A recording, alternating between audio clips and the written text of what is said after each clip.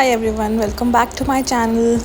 अगर आप मेरे पुराने सब्सक्राइबर्स हो तो आपको पता है कि मैं थोड़े ऐसे वीडियोस वगैरह बनाती रहती हूँ पढ़ाई के टाइम लैप्स में, अपनी पढ़ाई को रिकॉर्ड करती रहती हूँ। मुझे अच्छा लगता है ऐसे रिकॉर्ड करना। बेसिकली थोड़ा ऐसे फीलिंग आती है बाद में देख के कि यार कितनी मेहनत कर ली इतने घंटे बैठ के। सो आई कीप डूइंग दैट। सो ये वीडियो मेरी लाइब्रेरी की है। काफ़ी टाइम से मैंने लाइब्रेरी ज्वाइन कर रखी है एंड मेरे पढ़ाई में बहुत मेजर चेंजेस आए हैं लाइब्रेरी ज्वाइन करने के बाद।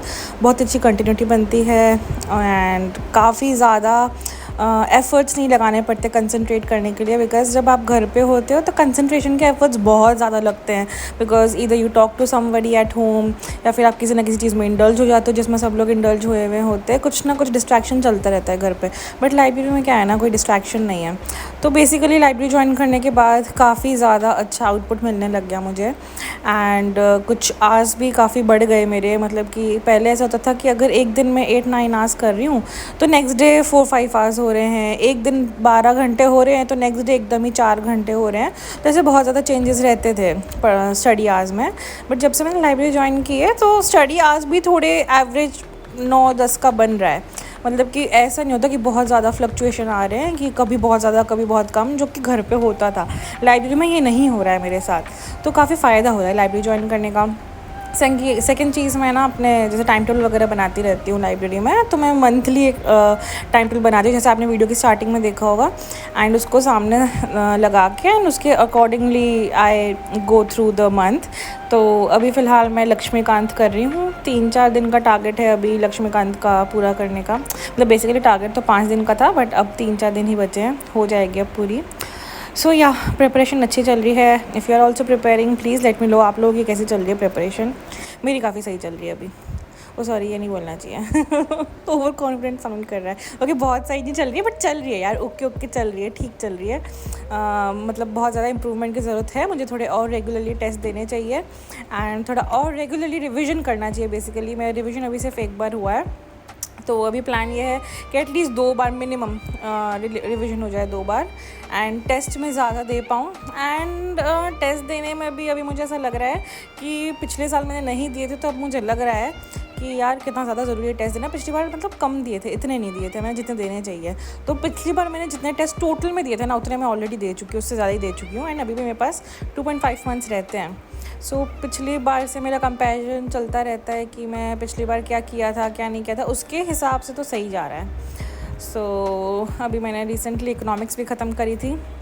वो मैंने मृणाल सर के नोट से करी थी। काफ़ी ज़्यादा टाइम लग गया, अराउंड 10 डेज़ लग गए मुझे, बिकॉज मैं सिर्फ इकोनॉमिक्स नहीं कर रही थी, और भी सब्जेक्ट्स तो क्या, बाकी चीज़ों की भी चल रही थी प्रिपरेशन, जैसे थोड़े बहुत रिवीजन चल रहा था और ऐसे सब चल रहा था।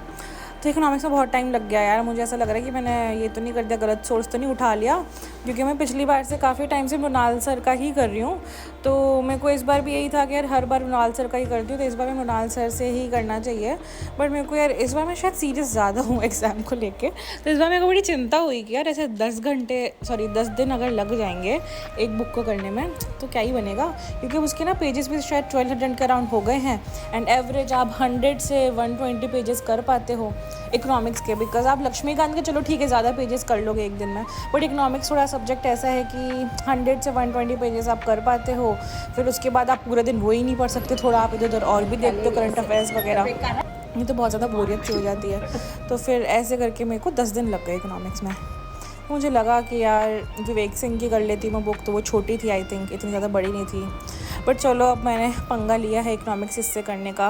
एक्चुअली यार इसमें ना सारा कुछ ही कवर्ड है, मतलब कि आपको बाहर कुछ भी देखने की ज़रूरत नहीं है।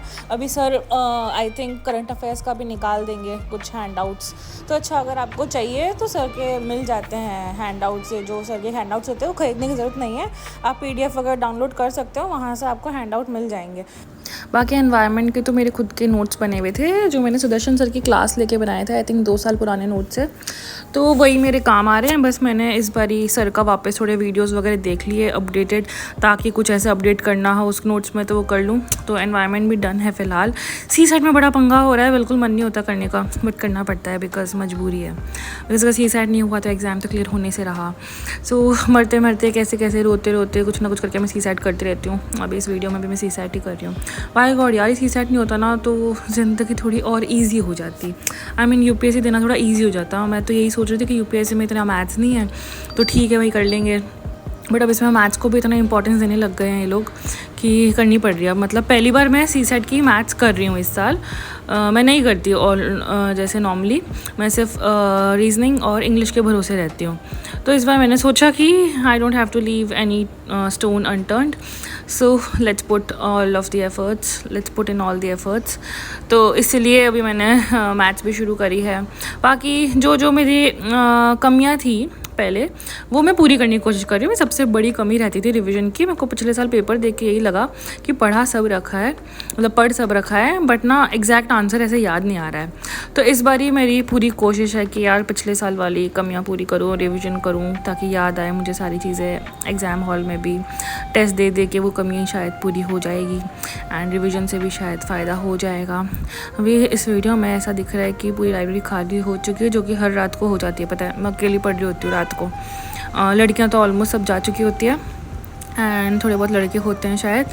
सो काफ़ी लेट हो जाता है जाते जाते 10:30 के आसपास। पता है दिल्ली में बहुत नॉर्मल है इतनी लेट घर जाना, बिकॉज़ वहाँ पे पूरा एटमॉस्फेयर ही यही है। राजेंद्र नगर में मैं जब पढ़ती होती थी तो वहाँ पे बहुत नॉर्मल था 12 बजे घर जाना, 2 बजे घर जाना, मतलब बहुत नॉर्मल रहता था, है ना। अभी ये कहने को हमारी लाइब्रेरी 24/7 है, बट यहाँ से 11 बजे से पहले आपको जाना पड़ता है। लाइब्रेरी बंद हो जाती है 11 बजे।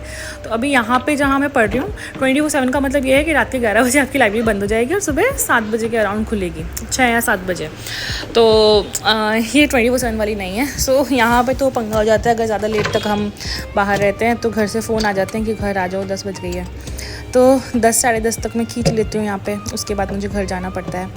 बट यार घर जाके जो रिलैक्सेशन होता है ना कि वाह लाइब्रेरी से अब हम पूरा उस मोड में घर जाते हो कि अब रेस्ट करना है। बट ना पहले घर पे पढ़ती तो ऐसा लगता था कि पढ़ लूँ रेस्ट कर लूँ, पढ़ लूँ रेस्ट कर लूँ, कुछ भी कभी भी कुछ भी चलता था, ठीक है। अभी यहाँ पे थोड़ा ऐसा रूटीन हो गया है कि ना दिन में लंच करने घर पे जाना है तब रेस्ट करना है, थोड़ा सा शाम को चाय पीने दूध पीने घर जाना है तब थोड़ा सा रेस्ट करना है, रात को जाएंगे वो रेस्ट टाइम है। थोड़ा डिवाइडेड है कि यहाँ पे जब लाइब्रेरी हो तो आपको सिर्फ पढ़ना है।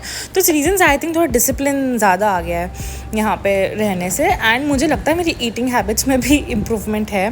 हालांकि ये बहुत कॉन्ट्राडिक्ट कर रहा है जो वीडियो में अभी चल रहा है। मैं एक शेक का वो जो कंटेनर है उसको फेंक रही हूँ, बट मैं बहुत रेयरली पीने लग गई हूँ। अब इतना ज़्यादा नहीं मैं ऑर्डर करती हूँ, बहुत रेयर खा रही हूँ अभी ये सारी चीज़ें। आई होप ये चलता रहे ऐसा ही। तो लाइब्रेरी में थोड़ा इस चीज़ का भी डिसिप्लिन आ गया है कि एक लिमिटेड टाइम विंडो में आप खाना खाते हो, हर टाइम आप नहीं ठूसते रहते हो, स्नैकिंग हर टाइम नहीं करते रहते, बिकॉज अभी लाइफ काफ़ी सेडेंटरी चल रही है, राइट। तो आपको थोड़ा ईटिंग हैबिट्स का भी देखना पड़ता है, जो कि घर पर मेरे से तो नहीं हो पाता।